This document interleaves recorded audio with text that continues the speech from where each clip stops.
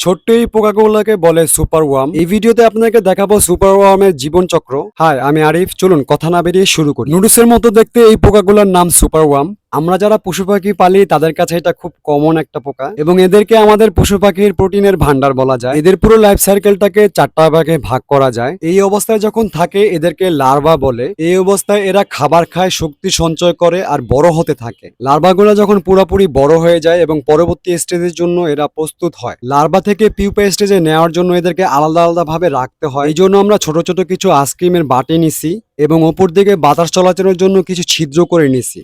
প্রতিটা বাটিতে আমরা একটা একটা করে লার্ভা দিয়ে উপরে ঢাকনা লাগিয়ে দিলাম। তারপর বাটিগুলো আমরা একটা বড় কার্গো বক্সে রেখে দিলাম। প্রায় 10 থেকে 12 দিন পর লার্ভাগুলা পিউপা স্টেজে চলে আসলো। পিউপা হয়ে যাওয়ার পর এদেরকে আমি আলাদা করে একটা বক্সে রাখি।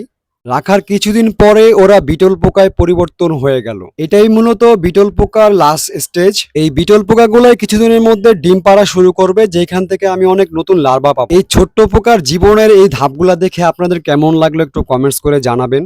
এবং পরবর্তী ভিডিওতে আপনাদেরকে দেখাবো অল্প জায়গায় কিভাবে বেশি বাচ্চা উৎপাদন করা যায় এবং ওদের ব্রিডিং বক্সগুলো আমি কিভাবে তৈরি করছি, ওদের খাবার যত্ন সবকিছু নিয়ে। পরবর্তী ভিডিওগুলো মিস না করতে চাইলে আমার ফেসবুক পেজ এবং ইউটিউব চ্যানেলটা সাবস্ক্রাইব করে দিবেন। সবাই ভালো থাকবেন। আল্লাহ হাফেজ।